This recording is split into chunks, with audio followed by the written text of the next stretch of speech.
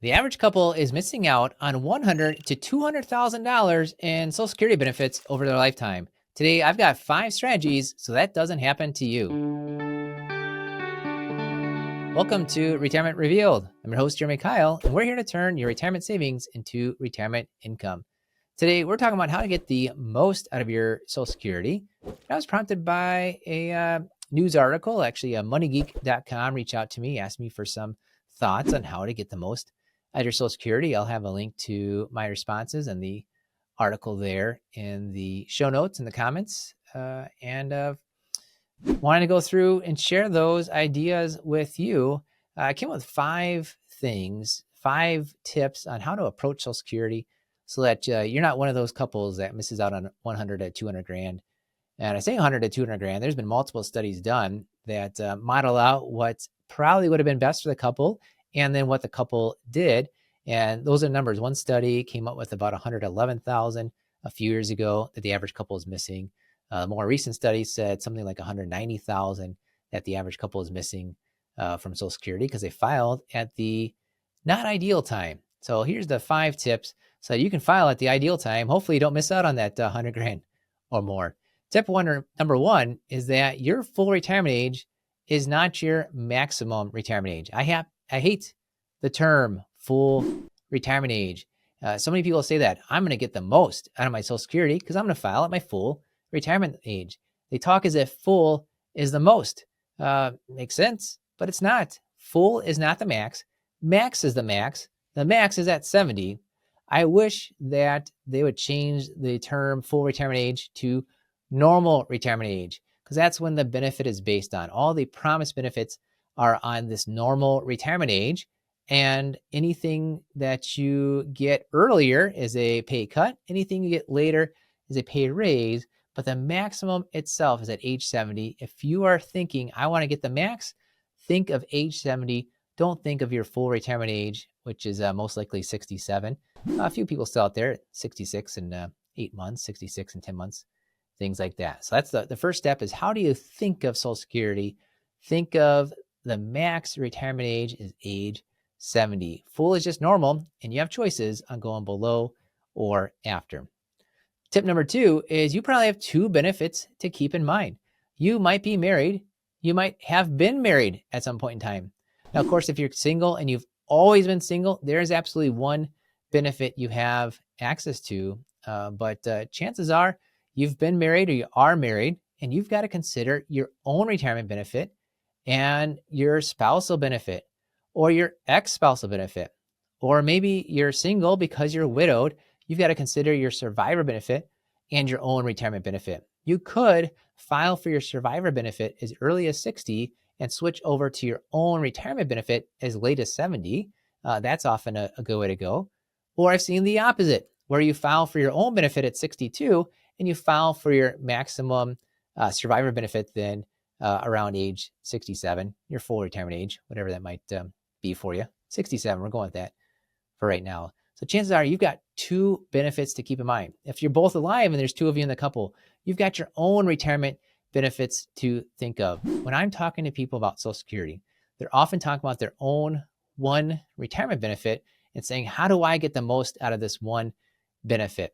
And the way to get the most is to look at all the benefits you might have access to: spousal, survivor, your own, or maybe there's 2 of them there because there's still 2 of you in the couple, and coordinate those together so that you get the most out of your Social Security. Which leads me into tip number 3, which is the goal is to get the most from Social Security over your lifetime, not the most next month. You might be able to file for one particular benefit right now, and that might give you $1 extra than if you file for a different benefit, or it might get you more in your bank account next month, but will it actually get you the most over your lifetime? As you're approaching retirement and you walk into my door, you meet me on Zoom, what you usually end up doing is you got it planned out, saying, okay, I retire and I get a part-time job, that's $1,500 a month. I get Social Security, that's $1,500 a month. I get my pension, that's $1,500 a month. I got $4,500 a month coming in, and I'm set. Well, that's how do you get the most for next month.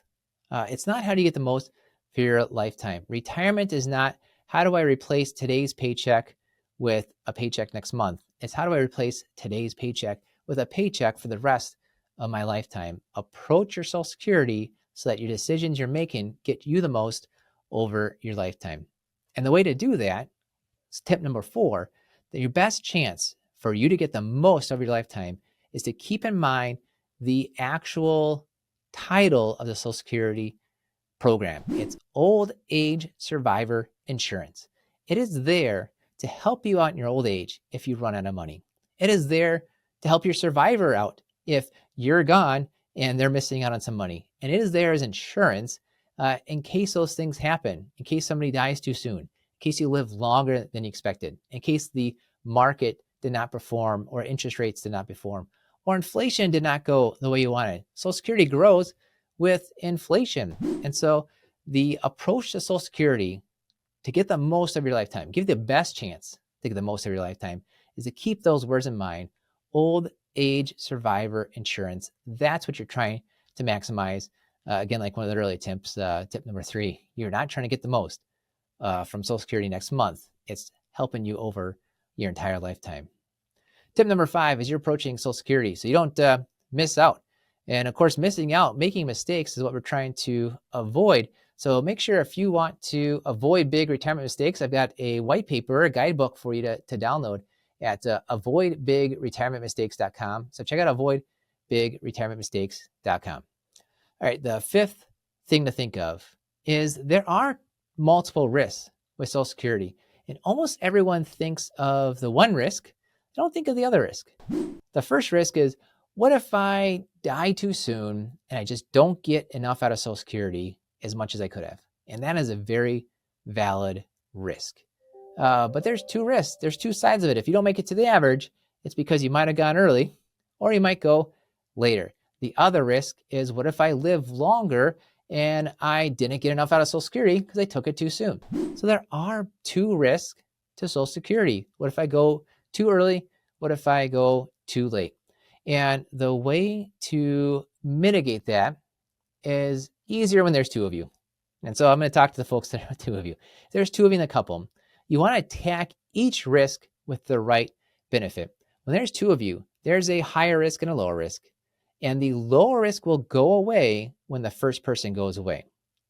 The higher risk will stay as long as there's 1 of you. And so the higher risk is the one that is designed to last as long as either one of you are around. And so you want to use that higher benefit to attack the risk of what if one of us lives a longer than expected lifetime. The way to use that higher benefit to attack that risk is to delay the higher benefit, so that if either one of you lives longer than expected, you've got a higher benefit that's even higher because you delay that higher benefit. Now, that shorter benefit, the smaller benefit, that goes away no matter who dies first. And you might be thinking, oh my goodness, I don't like waiting on Social Security. What if we don't live long enough to make up for it?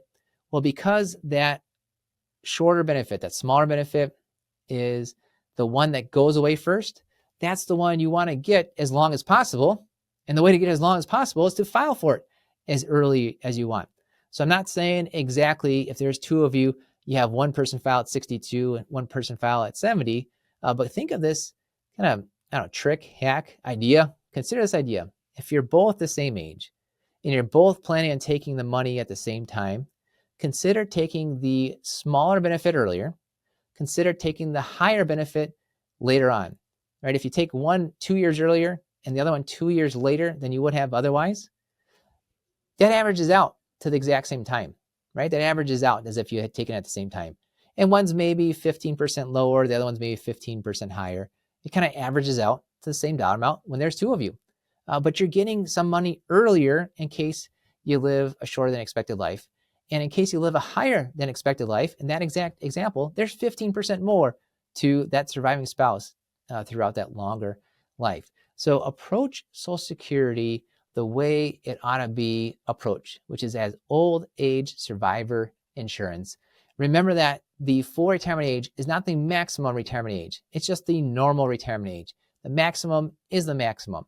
Remember that you have 2 benefits to keep in mind, most likely, and coordinate the spousal, survivor, the different retirement benefits if there's 2 of you. The goal is to get the most from Social Security over your lifetime, not the most just that one next month. The way to get the best chance at that most is to consider it as old age survivor insurance. And as you're doing that, there are two risks. You might die too soon. You might live too long. Attack those risks with the right benefit. If you're going to take one early, you want to take the lower benefit. If you're going to take one later, you want to take the higher benefit.